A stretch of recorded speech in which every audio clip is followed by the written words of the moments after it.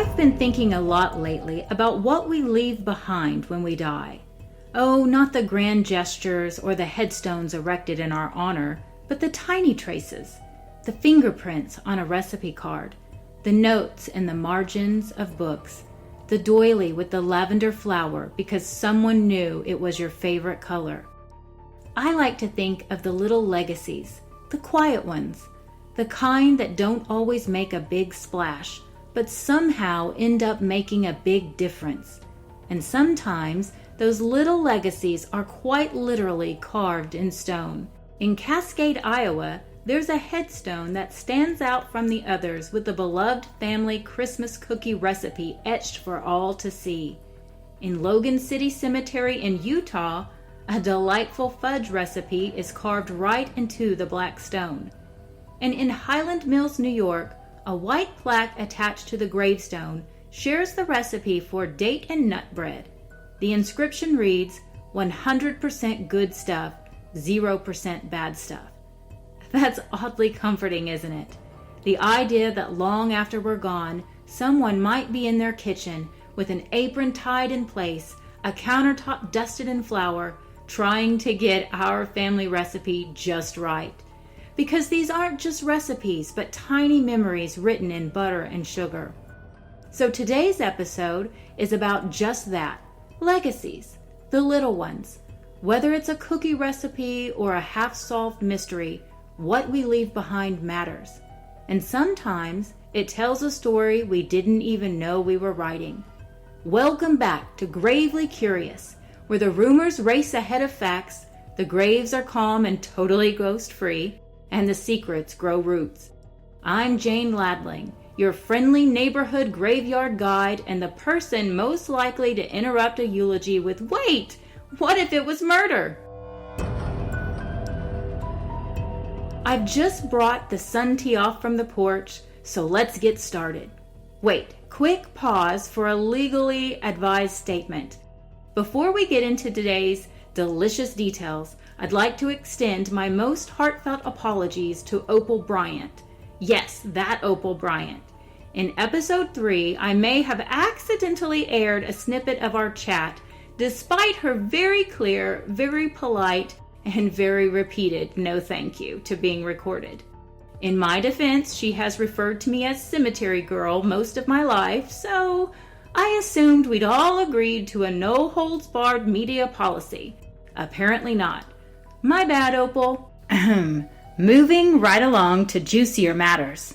Last episode, we cracked open the dusty ledgers of Harold Happy Bryant, former mayor of Arulian Hills and suspected enthusiast of budget padding, and also one of several people who may have wanted Chester Lloyd gone. For legal reasons, I'm not saying he potentially poisoned Chester Lloyd, but I'm not saying it either. We also took a peek at the city's so-called renovation committee, which seemed to be renovating a whole lot more than drywall. Which brings us to our newest lead, Beverly Hunter.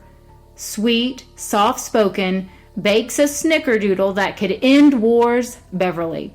Turns out her adorable little bakery expansion just so happened to rise up like a puff pastry during the same time some seriously oversized checks were flying out of City Hall. Coincidence? Maybe. Convenient? Oh, absolutely. Today, we're pointing our magnifying glass and dangerously unfulfilled sugar cravings straight at Beverly's Bakery. Here's what I dug up from the public archives. And when I say dug up, I mean dusted off, squinted at, and possibly bribed a clerk with coffee for faster access. 1. Building permits for an expansion that zipped through approvals suspiciously fast, especially compared to other projects from that era, which moved at the speed of Constance Carlson, in other words, as slow as molasses. And 2, a surprisingly generous small business beautification grant authorized by, you guessed it, Mayor Harold Budget Bryant. The kicker? It was approved just weeks after the City Renovation Fund mysteriously began hemorrhaging money. And who vouched for Beverly's application? Dottie Witherspoon. Because of course Dottie did. Was Dottie simply helping out a friend or expecting a piece of the pie? Either way, the receipts have something to say. And Beverly's leap from a cute little two-table bakery to a kingdom of confections? Yeah, it's raising eyebrows along with the blood sugar levels. Then there's this. Committee meeting minutes show that Chester Lloyd, our dearly departed mystery magnate, started asking questions right after Beverly's second grand reopening party. Chester wasn't just nosing around Harold's sketchy city spending. He was sniffing at everyone's cookies. And clearly someone decided he'd sniffed a little too closely. Now look, just between us, I'm pretty sure Beverly Hunter, the one who baked the pie sold by Dottie, didn't lace her famous cherry pie with arsenic. I mean, this is the same woman who gives out free cookies to every kid under the age of 8. A woman so liberal with sprinkles doesn't scream premeditated poisoner, right? Right. Still, when you look at motive, money, and muffins, Beverly had every reason to want Chester's questions to crumble. And she wasn't alone. Yes, things get even messier. Beverly's Bakery wasn't the sole business enjoying a post-renovation glow-up. Oh no. Turns out several other committee members experienced what we'll politely call a suspicious bloom of prosperity. We're talking shiny new trucks to haul their new business equipment, glossy new signage that screamed, "Look at me, I'm thriving," office furniture so sleek it practically whispered, "Bought with someone else's money." It's like someone shouted, "You get a grant, and you get a grant." Everyone got a slice of that sweet, sticky, possibly stolen city fund pie. Well, everyone except Chester. And you know what happens when you're the only one not eating at the table. You start asking why, and who's hogging all the dessert. In this world stitched together from broken pieces of the past, statues of fallen gods crumble. Heavenly artifacts are worshipped or feared, and when the sun goes down, madness rises. Arden Russo thought she knew how to survive the night. Stay hidden, stay quiet, stay alive. But then she reads the Book of Arden, a book written about her life, and her world shatters. Now she's training at Fort Bala Royal Academy, paired with High Prince Cyrus Dolian, a warrior as ruthless as he is captivating.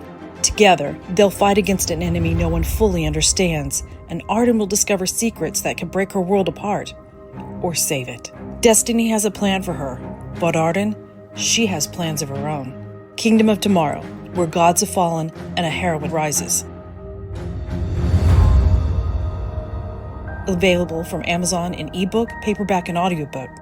Dare to discover your fate. So there I was, spinning my wheels and stress-eating leftover banana bread from Beverly's, when fate handed me a golden ticket, an interview with none other than Cindy Townsend, former town librarian and unofficial queen of behind-the-scenes Arulian Hills intel. If there's a skeleton rattling in someone's closet, Miss Cindy probably knows what year it died, who buried it, and where they bought the shovel.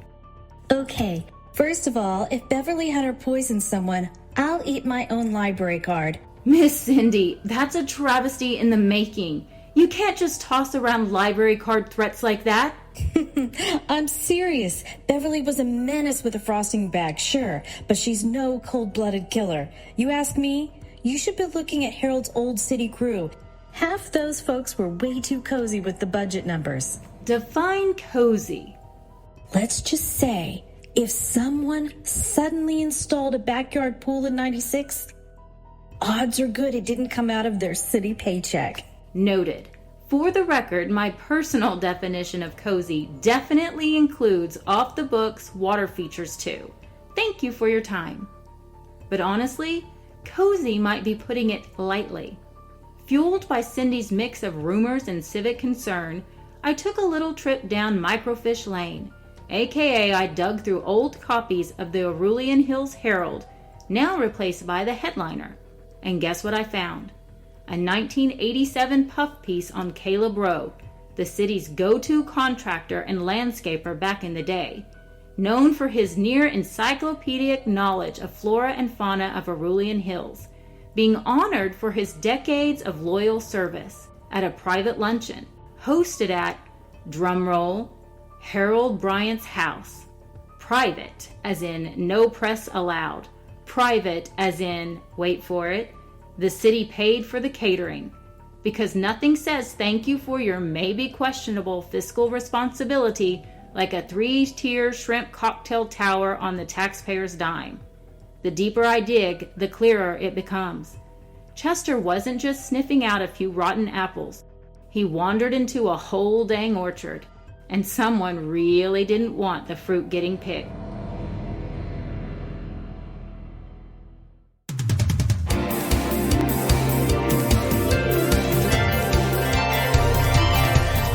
Welcome back to Are You Tome Society Material? The only game show that determines whether you are worthy of joining the most mysterious literary group, the Tome Society. Alright, let's play. Question 1. You discover a strange book about your own life. It details your past, your present, and yes, your future. Do you A, slam it shut and pretend you never saw it? B, skip straight to the ending? C, deny everything, set it on fire, walk away in slow motion?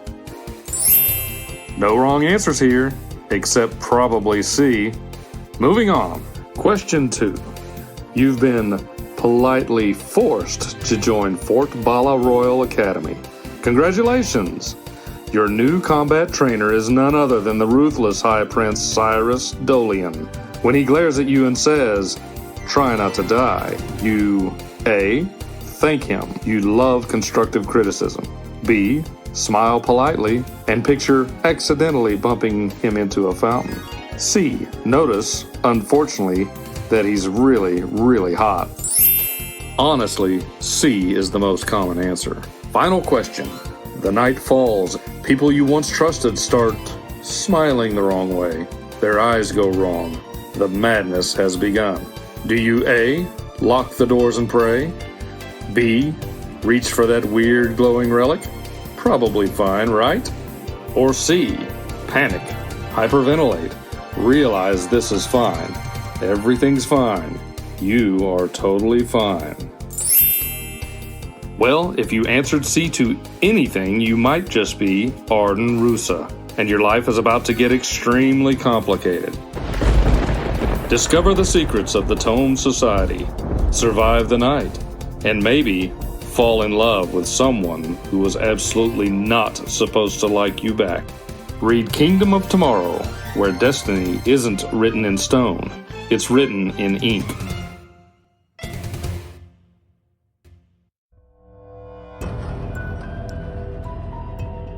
Next time on Gravely Curious, I'm following the money. And like a complaint drawer in an old desk, it's leading somewhere very unexpected. Until then, remember, stay curious, stay nosy, and always ask yourself, who's really baking secrets into the cherry pie? The Jane Ladling Mystery Series and podcast is a fictional production from Gena, Showalter, and Jill Monroe. All characters, events, places, and crimes involving pastries are entirely made up. Any resemblance to real people is truly accidental and honestly very awkward. All rights reserved. Author Talk Media, LLC. You can find Jane's book adventures in ebook, print, and audio. Patreon members get episodes early and without ads.